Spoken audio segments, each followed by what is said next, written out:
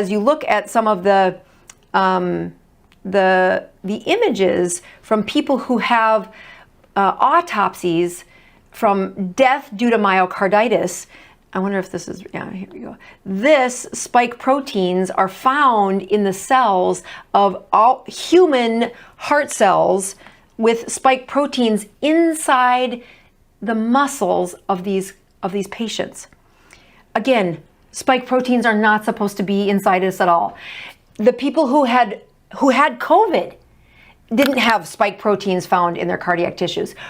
The people who had the vaccinations, the ones who had this messenger RNA that made a protein, and then they made the protein and didn't have the off button, well, they're now found at autopsy in the cells of cardiac tissues. And here are that sounds ridiculous. It sounds like something I wouldn't even believe until you start looking at the autopsies and wondering, hey, what part in this did I play? And first of all, how do you say, I'm sorry to all of you that have been putting comments in my videos for like a year. Take a look at this, take a look at this. And I said, okay, they're just chirping again. And my good friend Colonel Auk, who told me from the very beginning, be careful, look what's happening. This is sneaky, why are they holding this back? And he questioned everything. Now he questions everything. So it's like the boy who cries wolf, that I should have been paying attention when he cried wolf this time, but shame on me when there were places that this information was more readily available. And let me just close with this story, that when I was when we were in the 21 day, there was somebody who asked, should I take the vaccination for, and then they filled in the blank. I think it was, they were talking about the flu vaccination, and they were also talking about, shingles vaccination. And the paranoia, the lack of trust of so many people in that class that said, I don't know, I don't trust, I don't think we should have any vaccinations anymore. And I got irritated saying, why?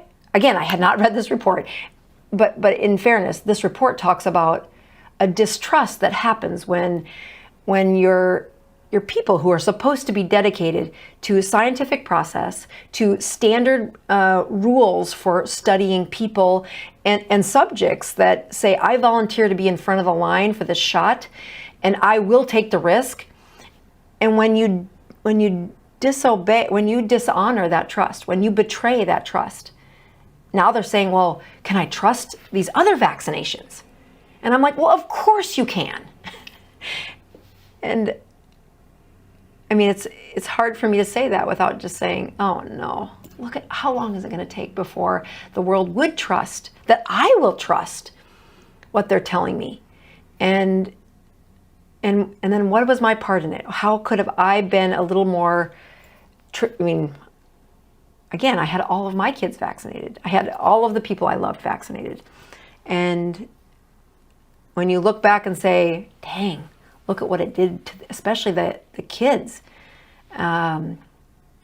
Anyway, I say that to you to say, this information is out there. I don't know how long this report will be there. I want to do my part in at least spreading the information that's in this report, because holy mackerel, did a lot of work go into that report. And if you're trying to find confidence that there are good people out there trying to find the truth, to live in a time of scientific transparency. And I think the ketogenic diet is part of that, where as I've walked through saying, here's what I'm seeing clinically, here's what the research is telling me, and I'm trying to pair those up as quickly as I can, with reserving the right to say, oh no, I was wrong about that.